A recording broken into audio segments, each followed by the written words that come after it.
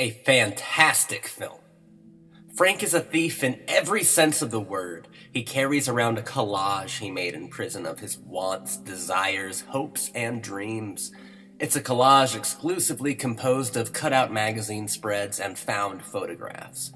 It looks like a busy and fatalistic postcard. It's comprised of stolen elements. He has two father figures that represent diametrically opposed moralities. Neither patriarchal figure is related to him by blood. He stole these men's affections. He steals his lover's virtue, her innocence, and her time. When they need a baby to fill the void, he opts to accept a black market child, another element taken. Frank's entire character is composed of thief iconography.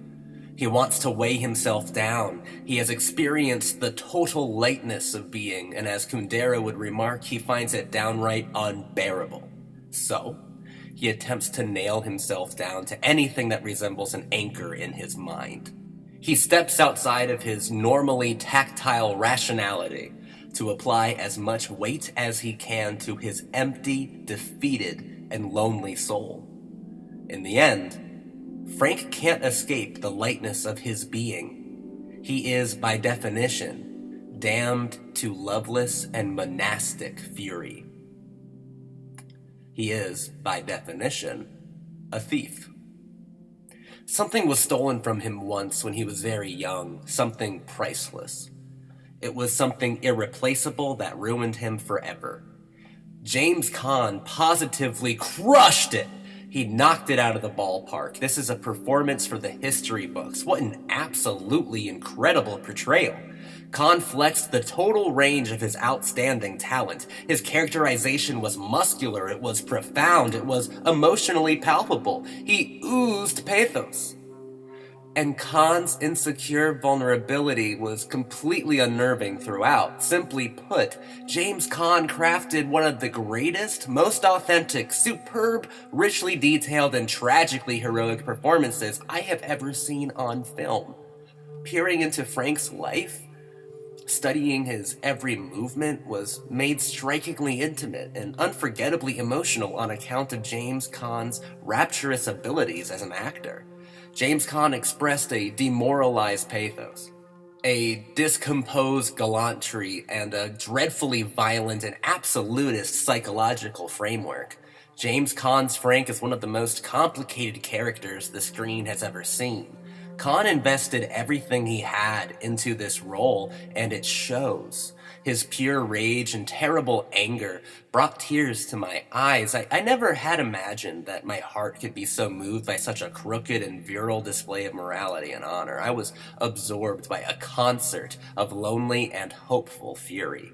Thief sees Caan at his very best, giving one of the cinema's very best acting performances. I am in awe of James Caan in Thief. I feel starstruck. I feel dumbfounded and shaken to my core. I feel like James Caan stole something extremely vital from me. My emotional wherewithal is gone. My heartstrings are mortified, and I know who the thief was. Caan took me for a ride. Caan let me gaze into a character deeper than any other actor has ever allowed me to before. I saw myself in Frank. I really did. It was me, the genuine article, and I was Frank. I've never had an experience quite as vivid or nearly as transcendental as this one. Thief can be seen nicely as the missing link between the gritty authenticity of the 70s and the more tactile and stylized modes of American 80s cinema. It's incredible that even on his debut picture, Michael Mann's vision as an auteur was already fully realized. Thief doesn't feel at all like a first record. It possesses the confidently complex qualities of a practiced and veteran filmmaker. Michael Mann was a uniquely American genius from day fucking one.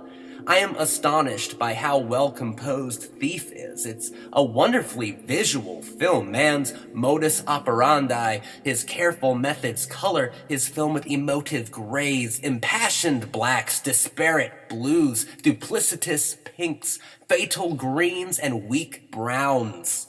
Thief expertly uses color as a symbolic language.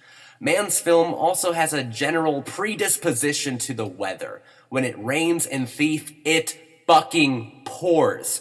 Thief also marks man's first experimentations with architectural screen grammar.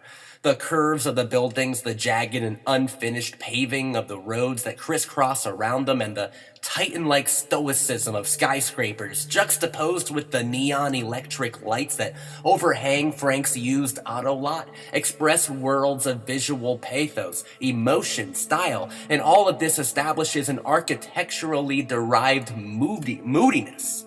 It's a tangible, symbolic language, one that is touchable and instantly identifiable. Utterly remarkable. It's an otherworldly technique, but it's so uniquely American at the same time. Mann is infatuated by urban iconography, and he captures cities as if they were truly alive. They become characters in his films, perhaps the most emotive aspects of them, and they seem to dictate the narrative and construct immensely complicated themes and ideas for the actors to lose their minds in. The city cannot be conquered. Michael Mann converts every inch of Metropolis into symbolic magic. Thief is extreme and total perfection. Michael Mann's Thief marks the birth of one of my favorite periods in American film style, founded upon techniques established and polished by Mann himself, later to be built on wonderfully by William Friedkin, and then destined to, be pitifully aped into irony and public disenchantment, of course. But I find nothing that is more physically poetic and uniquely and artfully American than the crime films of the 1980s, up to the mid-90s. This is my personal golden age, and Thief fostered all of it. Thank God! Thief is a film about sparks. It's a film about hope and about loneliness. It's about being bound by something dark and having to forsake the light on account of it. Thief is not just about defeat. It's about self-defeat, and it's about the heartache among thieves.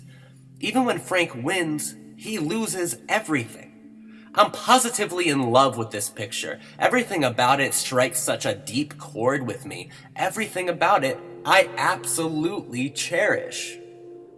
Thief is one of the best films I have ever seen. Period. The end.